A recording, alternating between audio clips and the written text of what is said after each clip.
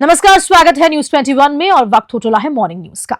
डीडवाना के निकटवर्ती ग्राम शेरानी आबाद से एक चौंकाने वाला मामला सामने आया। शेरानी आबाद में पीने के पानी की सप्लाई जिस टंकी से हो रही थी उसमें देखने पर पता चला कि इसके अंदर 35 कबूतर मरे हुए मिले और वो सब कितने महीने से मरे हुए हैं इसका कोई अंदाजा नहीं है। नियम है कि पानी की टंकी जिससे पानी सप्लाई होता है उसको समय समय पर साफ किया जाता है और जिस तारीख को सफाई होती है वे सफाई की दिनांक अंकित की जाती है, लेकिन टंकी पर अप्रैल 2018 की दिनांक अंकित है। इतने लंबे समय से आखिर सफाई क्यों नहीं की गई? सबसे बड़ा सवाल ये लगातार बना हुआ है। ग्रामीण शेर मोहम्मद शेरानी इस पूरे मामले पर क्या कुछ कहा, देखिए डीडवाना से मोहम्मद साकिर की रिपोर्ट। हाँ, आज मैं खड़ा हूँ शेरानीबाद पंचायत में जो पानी की टंकी है, जिस टंकी से सप्लाई पानी होता है पूरे गांव, तीनों चारों मोहल्लों में पानी की सप्लाई होता है और इसकी लास्ट सफाई हुई थी 30/4/2018। बाकी नियम ये कहता है 4 से 6 महीने में पानी की टंकी की सफाई होनी चाहिए। पिछले 10 से 15 दिनों में जो पानी की सप्लाई होती थी उसमें बदबू और दूषित पानी की सप्लाई होती थी। जब मैंने देखा कि भाई ये पानी में बदबू क्यों आ रही है तो अधिकारियों को अवगत करवाया, लेकिन उस दिन से लेके आज तक ना तो अधिकारी फ़ोन उठा रहे हैं। सुबह एसी साहब को फ़ोन किया, एसी साहब कोई फ़ोन नहीं उठा रहे हैं अभी तक। कल जब पता चला कि 35 से 40 कबूतर मरे हुए हैं और सप्लाई लगातार हो रही है तो 10-12 जने बीमार हुए। जब डॉक्टर को दिखाया तो डॉक्टर बोला इनमें कोई पता नहीं, कोई इन्फेक्शन ही है किसका। जब कल चेक किया इसको तो 40 से 50 कबूतर मरे हुए थे। फिर भी पीएचडी वालों को पता चल गया, उसके बावजूद आज फिर से पानी की सप्लाई शुरू कर दी। जो पानी हर घरों में पहुंच गया और जो पानी के स्टोरेज बने होते हैं उनमें ये पानी जाके दूषित और जहरीला पानी अब उसमें मिक्स हो गया। अभी इसका जिम्मेदार कौन है, इसका जवाब कौन देगा? मैं कलेक्टर साहब से दरख्वास्त करता हूं कि जो पीएचडी विभाग है वो सबसे निकम्मा विभाग है। इन जिम्मेदार अधिकारियों पर तुरंत कार्रवाई करके ग्रामीण को राहत करें और जल्दी से जल्दी यहाँ खुद अधिकारियों को भेजें। अधिकारियों से जब बात करी तो उनको पता ही नहीं यहाँ ठेकेदार कौन है। अधिकारियों से मैंने बात करी तो अधिकारी खुद रिप्लाई ये दे रहे हैं कि मुझे तो खुद को ही नहीं पता यहाँ ठेकेदार कौन है। इसलिए मेरी हाथ जोड़ से निवेदन है कि जल्दी से जल्दी आज ही इसकी साफ सफाई करवा के यहाँ डेट ज़रूर अंकित करें। हर 4-6 महीने से जब सफाई होती है तो ये डेट लिखी जाती हैं, लेकिन पिछले 2008-18 से हैरानी होगी आपको 6 साल में इसकी एक बार भी सफाई नहीं हुई। और कलेक्टर साहब से मेरी ये भी निवेदन रहेगा कि हर सारे पीएचडी विभाग में जितने भी टंकी आती हैं अधिकारियों को पाबंद करें कि टंकियों की सफाई करवाएं और वहाँ डेट अंकित ज़रूर करें। इसके लिए ग्राम पंचायत में ज़रूर अवगत करें। धन्यवाद। डीडवाना कुचामन जिला तो बन चुका है, लेकिन जिला बनने के बाद में यहाँ की व्यवस्थाओं में किसी तरह का कोई बदलाव नहीं नजर आ रहा। जब से जिला बना है तब से लेकर अब तक व्यवस्थाएं और ज्यादा बिगड़ी हैं, ना कि सुधरी हैं। जिला मुख्यालय की बात करें तो यहाँ पर दर्जनों ऐसे निर्माण कार्य चल रहे हैं जो बिना नगर परिषद के निर्माण स्वीकृति के कार्य हो रहे हैं। इन कार्यों में कई कार्य इस प्रकार के हैं जहां पर 2-3 फीट तक नाले के ऊपर भी सीढ़ियां बनाई जा चुकी है। आयुक्त देवीलाल व बीजेपी नेता रितेंद्र सिंह जोधा ने इस मामले पर क्या कुछ कहा, देखिए डीडवाना से मोहम्मद साकिर की रिपोर्ट में। डीडवाना नगर परिषद बनने के बाद यहाँ पर आयुक्त का पद हो गया था और हाईकोर्ट के रूलिंग के हिसाब से यहाँ जो ईओ लगे हुए थे वो रह नहीं सकते। तो सरकार के पास आयुक्तों की कमी होने से अतिरिक्त चार्ज कुचामन के आयुक्त महोदय को दिया गया है। अब जब भी शीघ्र ही एक सूची जारी होने वाली है उसमें आयुक्त का पद स्थायी होते ही हमारे जो इस तरह के काम है जिसमें अवैध निर्माण की शिकायत हो तो बिना परमिशन की शिकायत हो सब पर कार्रवाई की जाएगी। आगे भी जिन लोगों ने यहाँ पर अवैध निर्माण किया है उन पर कार्रवाई की गई है और आगे भी कार्रवाई की जाएगी। एक नगर परिषद का जो अवैध निर्माण और अतिक्रमण है उसके लिए एक प्रकोष्ठ बना रखा है। उसके प्रभारी हमारे एएन दिलीप जी हैं और इसमें सीनियर ड्राफ्टमैन और जेएन और सैनिटरी इंस्पेक्टर ये पूरी टीम लगी हुई है। ये समय समय पर हमें जो भी अवैध निर्माण पाए जाते हैं फील्ड विजिट के दौरान या किसी आमजन या जनप्रतिनिधि द्वारा शिकायत प्राप्त होती है उस पर हम कार्रवाई करते हैं। आज भी अवैध निर्माण को लेकर 7 के करीबन शिकायतें सैनिटरी इंस्पेक्टर ने प्रस्तुत की हैं जिनको नोटिस जारी किए गए हैं। उनसे उनके स्वामित्व दस्तावेज या निर्माण स्वीकृति कोई पूर्व में ली है तो उस संदर्भ में नगर पालिका एक्ट के तहत नोटिस जारी कर उनसे सूचनाएं मांगी गई हैं और कुछ पूर्व में भी नोटिस जारी किए गए थे, उनकी भी प्रक्रिया अभी चल रही है, उन पर भी कार्रवाई निरंतर एक्ट के तहत की जाएगी। सर ज़्यादा तो नहीं, ऐसी स्थिति आती है तो हमारी टीम 24 घंटे फील्ड में रहती है। विशेषकर सफाई शाखा के हमारे हल्का जमादार हैं और स्वास्थ्य निरीक्षक हैं वो निरंतर जैसे ही हमें इस तरह की कोई आकस्मिक सूचना मिलती है कि छुट्टी के अवसर पर या किसी विशेष गलत नियत से कार्य करवाया जा रहा है बिना परमिशन के, तो उस पर हम तुरंत कार्रवाई कर रहे हैं। अभी जो आपने जिसका जिक्र किया उसकी भी हमें जानकारी मिली थी और उसको बंद करवाया था, उसको नोटिस दिया गया है। अभी तक उसका प्रत्युत्तर का समय पूरा नहीं हुआ है, जैसे ही पूरा होता है तो अग्रिम कार्रवाई की जाएगी। सर, कई मार्केट ऐसे हैं जिनको परिषद की ओर से सीज भी किया गया है और उनके कार्य 100% पूरे भी हो चुके हैं सीजिंग के बाद भी।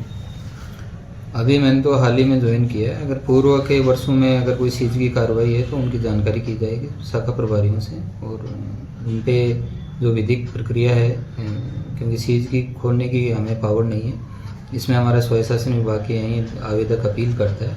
अगर किसी ने अपील करके और कार्रवाई करवा के विधिवत किया है तो ठीक है, अगर किसी ने उल्लंघन किया है तो उसको नियमानुसार कार्रवाई करेंगे। सर, एक और डीग से खबर है, जहां पर देर शाम रेलवे स्टेशन पर मोरनी पर कुत्तों ने हमला कर दिया। मौके पर मौजूद जेसीबी मालिक राम हरि ने कुत्तों को भगाकर राष्ट्रीय पक्षी मोरनी को बचाया। मोनू गुर्जर एवं राम हरि गुर्जर मोरनी को तुरंत पशु चिकित्सालय ले गए, जहां पर उसका उपचार कराया गया। राम हरि गुर्जर ने क्या कुछ कहा, देखिए डीग से पंकज शर्मा की इस रिपोर्ट में। ये आपका नाम? राम हरी। ये कहाँ पे हुआ था ये? स्टेशन पे। तो आपको कैसे सूचना मिली? ये मशीन चल रही है जेसीबी। अच्छा, वहीं ते मेरे पता तो फिर आपने बचाया कैसे? बचाया हो गया कुत्ता पे धक्के। और ना स्टेशन पे कोई वो लेबर लग रही गली में। दौसा में जरक यानी कि हायना ने किसान पर हमला कर दिया। लोगों ने जबड़े में फंसे किसान के पैर को छुड़ाने के लिए जरक को पकड़कर खींचा। इस दौरान जरक पर डंडे बरसाए गए। घटना का वीडियो भी सामने आया। मामला बांदीकुई के नांगल लोटवाड़ा गांव का है। दरअसल जरक कुएं में गिर गया था, जिसे ग्रामीणों ने मुश्किल से बाहर निकाला, लेकिन बाहर निकालते ही लकड़बग्गे ने सीधे ग्रामीणों पर ही हमला बोल दिया। ग्रामीणों ने भी जरक पर ताबड़तोड़ वार करते हुए उसे काबू कर लिया और वन विभाग की सुपुर्द कर दिया गया। दौसा क्षेत्र में टाइगर के बाद हायना का मूवमेंट लोगों में दहशत पैदा कर रहा है। दौसा से गणेश चुर्की की रिपोर्ट। डीडवाना जिले के नजदीकी ग्राम सीवा में एनएनएम द्वारा घुमंतु जाति की महिला का प्रसव नहीं करवाने के मामले में अब चिकित्सा विभाग ने कड़ा कदम उठाते हुए एनएस की लापरवाही मानते हुए उसे निलंबित कर दिया गया है। सीएमएचओ अनिल जुनेदी ने क्या कुछ जानकारी दी, देखिए डीडवाना से मोहम्मद साकिर की रिपोर्ट में। कल 11:30 के आसपास समय सूचना मिली थी हमारे बीसीओ साहब से कि सीवा में इस तरीके से एक घुमंतु परिवार था, उसके एक प्रसूता को प्रसव के लिए सीवा सब सेंटर है, ये खंड लाडू में पड़ता है, वहाँ लेकर आया गया रात में। तो वहाँ जो एएनएम पदस्थापित है वो किसी नज़दीक के किसी घर में सोने के लिए गई हुई थी। उन लोगों ने पता करके उसको बुलवाने की वहाँ गए, लेकिन वो वहाँ आई नहीं। उसके बाद में थोड़ी देर में प्रसूता ने एक बच्चे को जन्म दिया। उसके बाद वो पुणे वहाँ गए और उन्होंने उसमें कोई कार्रवाई नहीं की और किसी तरीके की सर्विसेज उपलब्ध नहीं करवाई। तो ये गंभीर लापरवाही का मामला था।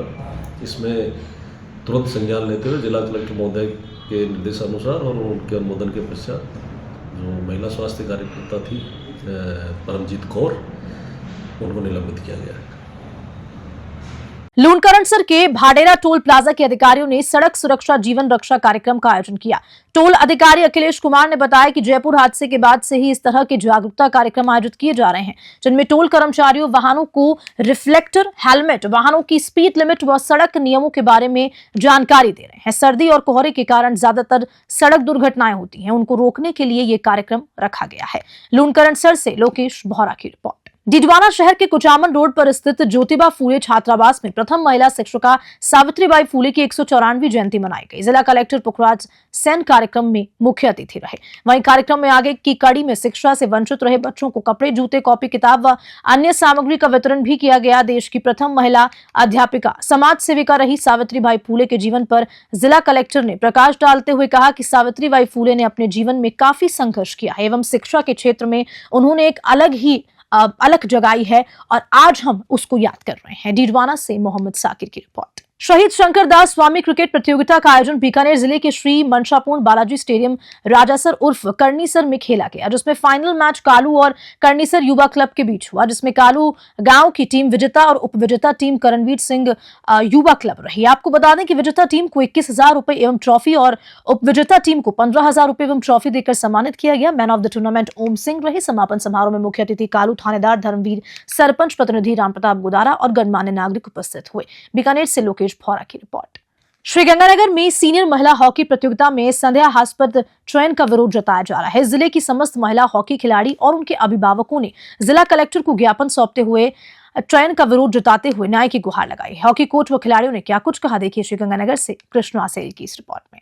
हाँ जी, सीनियर टूर्नामेंट होने जा रहा है जो मतलब कि हनुमानगढ़ में हो रहा है 4 तारीख को। तो हमारी टीम है जो मतलब सीनियर में खेलने वाले हैं, हम नेशनल पोजीशन पर खेले हुए हैं। तो हमारा ये न्याय ये है कि हमें मतलब कि इस टीम में, गंगानगर की टीम में खेलने का मौका मिलना चाहिए। और दूसरी बात ये है कि जो गंगानगर की टीम बन रही है उसमें बाहर से प्लेयर मंगाए गए हैं, हनुमानगढ़ से और जयपुर से। हम गंगानगर के खेलने वाले प्लेयर हैं, सभी प्लेयर सीनियर हैं। जो टीम बनाई है उन्होंने सब जूनियर प्लेयर है। इन्होंने क्या किया, जो ट्रेल थे उनका मतलब कि इन्होंने ना तो न्यूज़पेपर में न्यूज़ दी, ना कोई हमें कुछ पता ही नहीं है। जो ट्रेल हो रहा था तो हमें पता ही नहीं चला कि किस चीज़ पे किन्होंने करवाए हैं। किसी जिला अधिकारी के किसी के साइन नहीं है, जिला अध्यक्ष के साइन नहीं है, किसी के नहीं है। तो हमें न्याय चाहिए। और 15वीं सीनियर महिला हॉकी टूर्नामेंट जो हनुमानगढ़ में 4 जनवरी 2025 को होने जा रहा है, तो उसकी प्रेस विज्ञप्ति राजस्थान हॉकी फेडरेशन ने 12 तारीख को निकाली थी, 12 दिसंबर को निकाली थी, जिसमें कि गंगानगर की टीम जा रही है।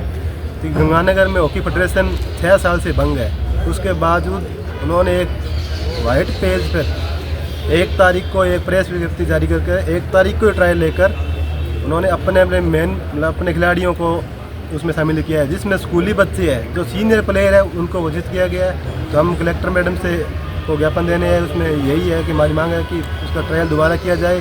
और जो ट्रायल ले रहे हैं उसको उस कमेटी को किसने नियुक्त किया है, जो प्रेस विज्ञप्ति निकाली है उसमें ना तो किसी फेडरेशन का साइन है, अध्यक्ष का साइन है, ना सचिव का साइन है, ना कोई उस पर उनकी मोहर लगी हुई है। ये सरासर एक भ्रष्टाचार का एक धंधा बना रखा है इन्होंने, और ये पिछले 5-6 साल से लगातार चल रहा है। तो हम इसीलिए ये इतने खिलाड़ी है जो अलग अलग गाँवों से, अलग कोई यूनिवर्सिटी से है, कोई कहीं से है, ये आज इसी समस्या से लेकर मैडम के साथ मिलने आई है। अब खबर बीकानेर से है, जहां जिले के लूनकरणसर कस्बे में एक अजीबोगरीब मामला सामने आया। मुख्य बाजार में स्थित बजाज फाइनेंस कंपनी की ऊपरी बिल्डिंग पर एक सांड चढ़ गया। सर्दी के कारण कर्मचारी ऑफिस के कमरे में काम कर रहे थे, उसको देखने के लोगों की भीड़ जमा हो गई और लोग वीडियो बनाने लगे। भीड़ से सांड चमक कर नीचे उतरने लगा तो वह सीधे दुकान के नीचे रोड पर गिर गया।